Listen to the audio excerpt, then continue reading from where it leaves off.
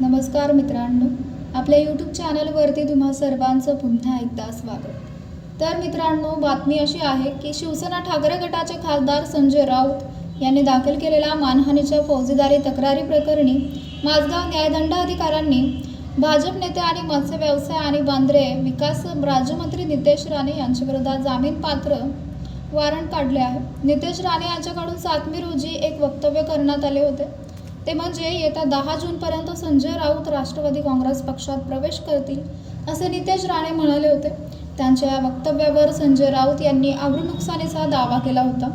दरम्यान या प्रकरणी माझगावच्या कोर्टात ही केस सुरू असताना नितेश राणेंनी दुसऱ्या कोर्टात या केसची सुनावणी व्हावी अशी मागणी करत सेशन कोर्टात धाव घेतली होती.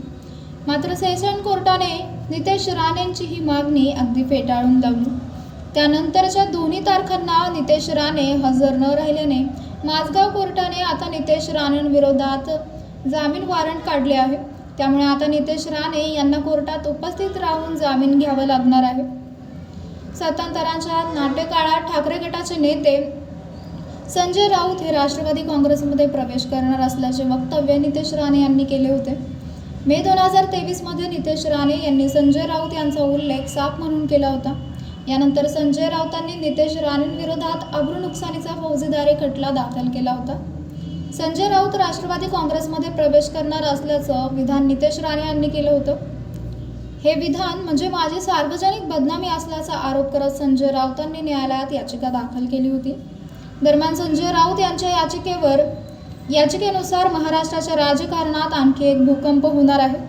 तो म्हणजे उद्धव बाळासाहेब ठाकरे गटाचे खासदार तथा संजय राऊत हे लवकरच राष्ट्रवादी काँग्रेसमध्ये प्रवेश करतील. राष्ट्रवादी काँग्रेसच्या वर्धापनी दिनी किंवा 10 जून पूर्वी संजय राऊत राष्ट्रवादीमध्ये प्रवेश करतील असा सार्वजनिक दावा नितेश राणे यांनी केला होता. राज्यात महाविकास आघाडीचं सरकार जाऊन शिंदे फडणवीस सरकार स्थापन झाल्यानंतर नितेश राणेंनी हे वक्तव्य केलं होतं. या संदर्भात संजय राऊत यांनी तक्रार दाखल केली होती. या प्रकरणी माझगाव न्यायदंडाधिकारी न्यायालयामध्ये अब्रूनुकसानीचा खटला दाखल करण्यात आला होता. गेल्या अनेक वर्षांपासून संजय राऊत आणि नितेश राणे यांच्यामध्ये खंडाजंगी झाल्याचं पाहायला मिळत आहे.